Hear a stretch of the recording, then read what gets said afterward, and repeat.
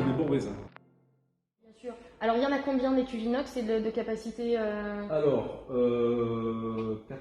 il y a 7 cuves inox d'une capacité pour la plus petite de 102 hectos et 154 hectos pour la plus grosse. Donc les raisins, on les met dans les cuves, la première fermentation se fait, fermentation alcoolique, transformation du sucre en alcool, tout se fait dans les cuves en inox. D'accord. Et là, parce qu'on peut faire du ruissellement pour maintenir la température, pour pas que ça monte trop haut en température, parce que 1 degré d'alcool produit 1 degré de chaleur, il ne faut pas que la température dépasse les 30-32 degrés.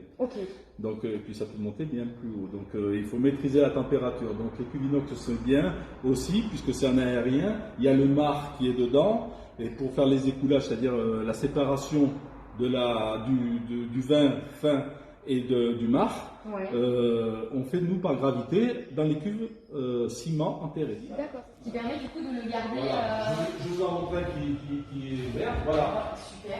Voilà. Ça c'est un chapeau flottant avec une chambre à air. Hop. Quand le vin on le met, on pose le chapeau dessus et on gonfle et on l'isole de l'air. Et c'est isolé. Voilà. Ok, très bien. Et donc qui sera transvasé après quand on a une cuve qui se libère d'une petite capacité, on le mettra en souterrain, surtout pour l'été, pour pas qu'il y ait justement le problème de chaleur. À quel moment elles interviennent ces cuves ciment du coup? Eh bien, comme je vous disais, à la deuxième fermentation et à l'élevage. À l'élevage du vin. Et donc après les cuves ciment? Après le cuve ciment, on remet en aérien pour l'hiver, donc en février, pour faire déposer tout ce qui est impureté. Pour enlever le tartre, ça se dépose naturellement par le froid. D'accord. Voilà. Et après, on le remet en cuve en ciment pour l'élevage. Et après, on l'aère de temps en temps, une fois tous les 2 mois, on fait un soutirage, ce qu'on appelle un soutirage, pour aérer le vin, pour l'élever. D'accord. Donc ça fait ça met combien de temps un petit peu ces allers-retours de l'arrivée à ici à sa sortie du coup Donc à la vente. Alors là, ça peut aller entre 6 mois et 36 mois. La mise en bouteille se fait ici également. Voilà. On passe par un prestataire de service qui vient avec son petit groupe. Il rentre son groupe à l'intérieur et on a mis en bouteille, mais aussi pour se mettre aux normes. D'accord. C'était ça aussi ma question. Voilà. Là, il y avait des choses qui, dans tous les cas, allaient changer, quoi. Ah, mais c'est clair. Déjà, c'est une obligation. La loi sur l'eau date de 1992. Donc, on s'est mis carrément aux normes sur tout. Donc ici, on récupère les effluents qui vont dans une cuve enterrée à l'extérieur et qui sera pompée par une entreprise spécialisée qui fera l'épuration, le nettoyage de ces eaux usées pour rejeter dans la nature. Donc en plus, en plus, c'est norme de respect d'environnement, tout à fait. dedans totalement. D'ailleurs, notre exploitation est HVE de niveau 3, haute valeur environnementale de niveau 3.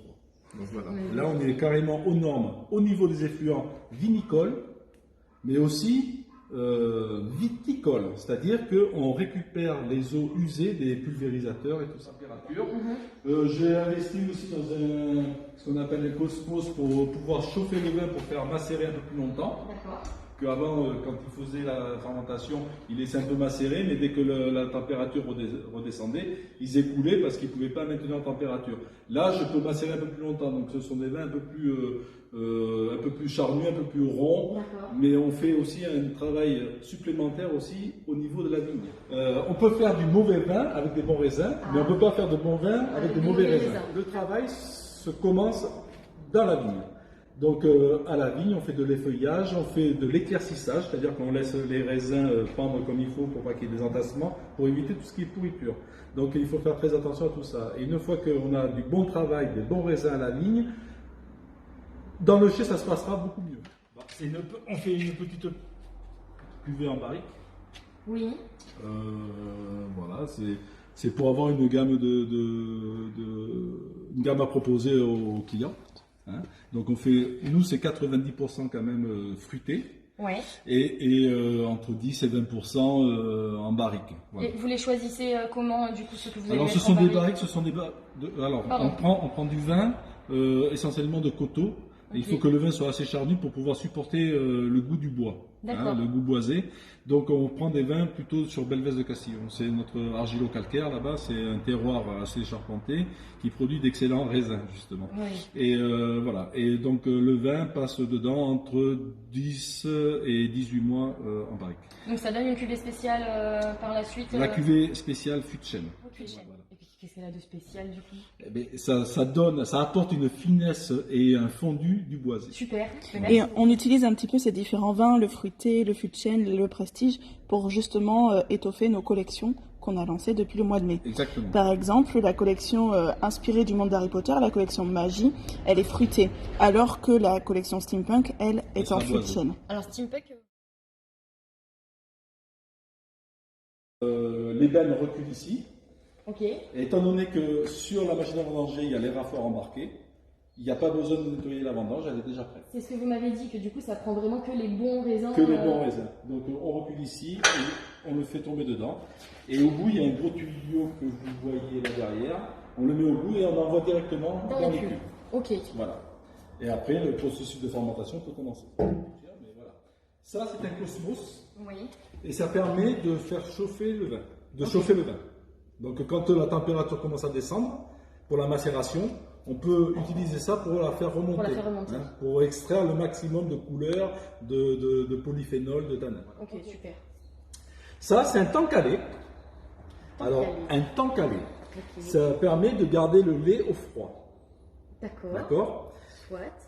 Et quand c'est des produits de réforme, ça qui ne fonctionne plus pour le lait, mais ça produit toujours du froid.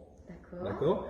Et moi, je l'utilise pour maîtriser les températures des cuves et du vin pendant la première fermentation alcoolique. D'accord. Je mets de l'eau dedans. Oui. D'accord.